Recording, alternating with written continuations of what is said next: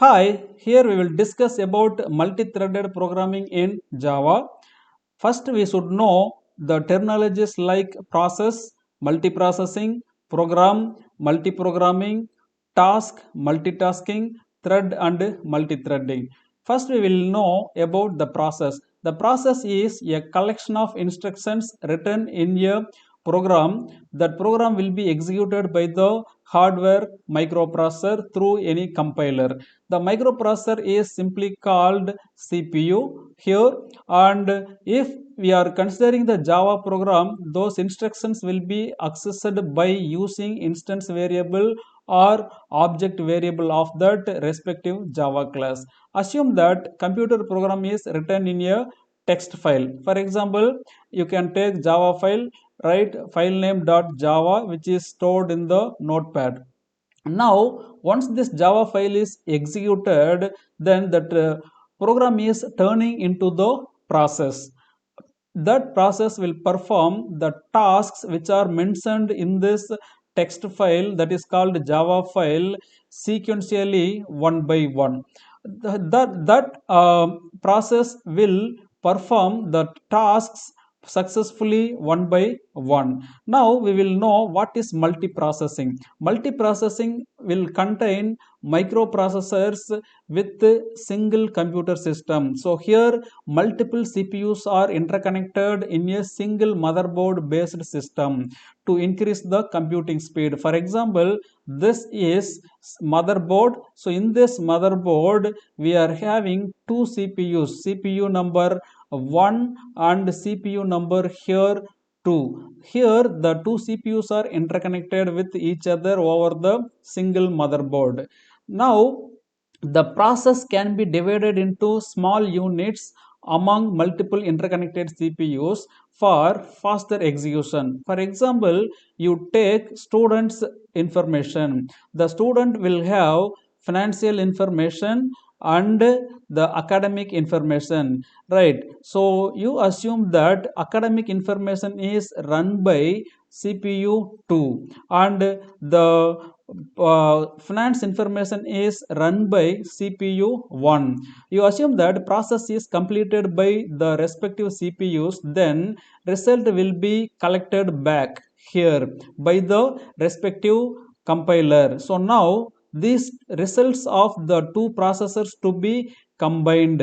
This combining result then passing to the respective student. You see, the finance module and academic modules are executed by the respective CPUs parallelly. So we are reducing the execution time here. So through that we can achieve better performance comparing to the single processor based system.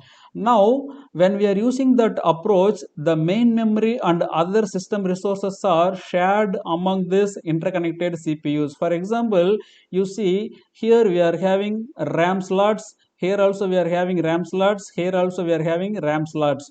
The RAM will be shared by both CPUs, and also the hard disk drive will be shared by both CPUs, right? So like that, few resources are sharing by all interconnected CPUs on the single motherboard system, and also multiple CPUs can use to run multiple jobs simultaneously. That means here we have we have a student job with two different modules, two different process. But when you are considering different programs, for example, I can run the game in one CPU and I can play the movie in another CPU, and I can enter the Word document content. Content in the Word document in another CPU. Suppose if I have three CPUs, I can do different tasks in different CPUs. So all the jobs can done simultaneously when we are using multi-processor based system. And the next term is here multi-programming. When you are running multiple programs on the single CPU, it is called multi-programming system. You see program 1, program 2, etc., program n, all the programs are running over the single CPU based system. That is called multi-programming.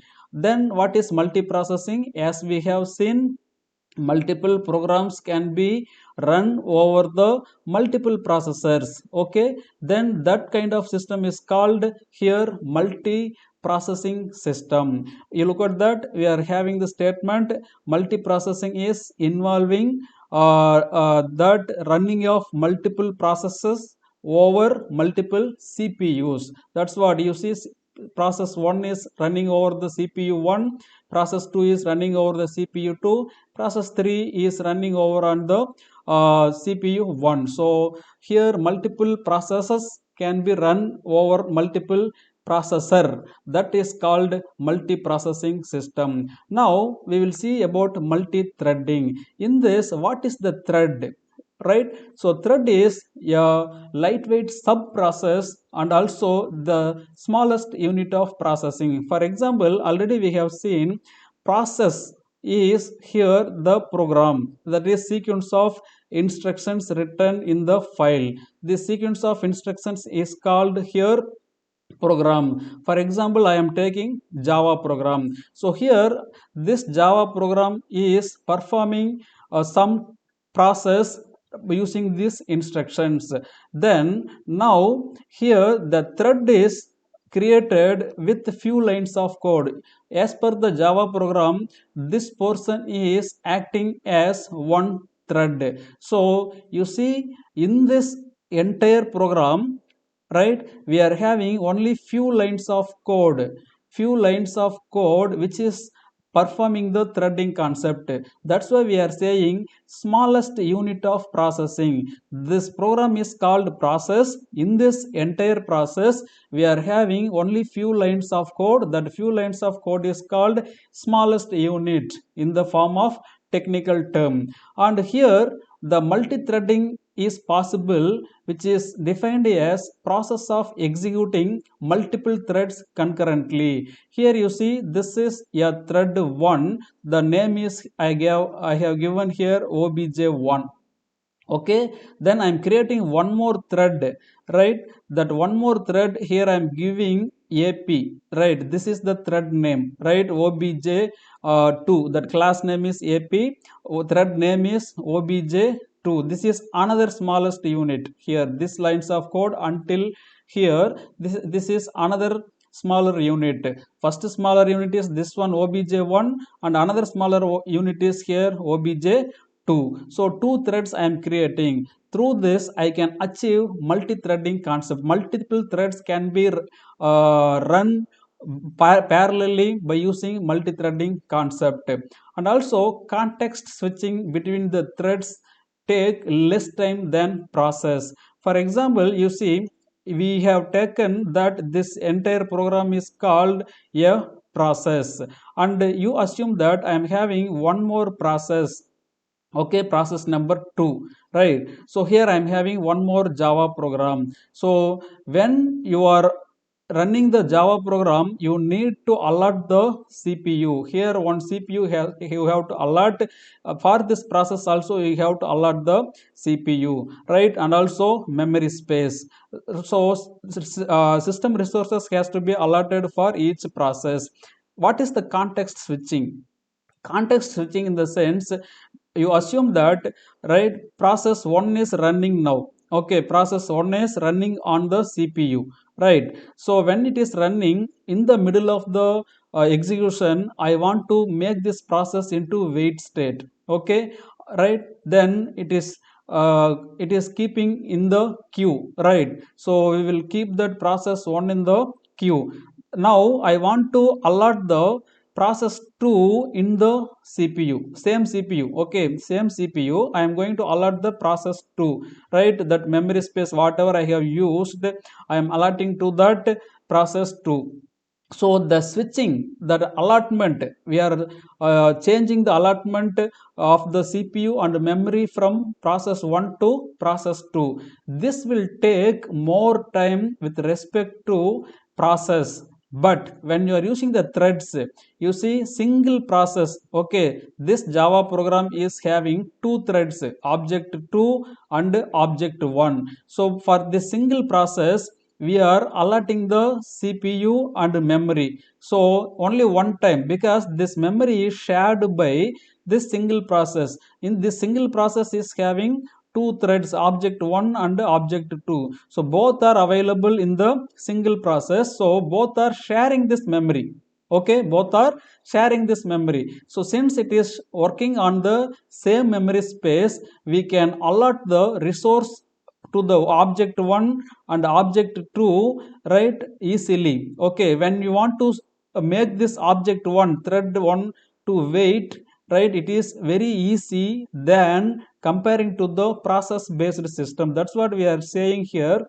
Switching between the threads is taking less time because both are available in single memory location. But here process 1 and process 2 are available in different memory locations. That's why which is taking more time, threading is taking less time. And also multi-threading is mostly used in game design, animation design, etc. So advantages of multi-threading is here: threads are independent on each other. You see, this is one thread which is independent on another thread. This is another thread. Okay, you see class is different. This one is AP, this one is VIT. Both are different threads, both are independent on each other. If any exception is occurred one thread, if any error or exception is occurred in this obj1, it will not affect the obj2. It will run successfully even though which is having any exception. And both are using shared memory area. That's what I told you. This is a single process. Single process is having two threads, obj1 and obj2. So this single process is working over on the single CPU and memory. So this memory is shared by both threads, obj1 and obj2. And the user can perform multiple operations at the same time. Due to that, we can save the time consumption. So here multiple operations, that means multiple threads can be run by using multi-threading concept. Due to that, we can save the computational time. Thanks for watching.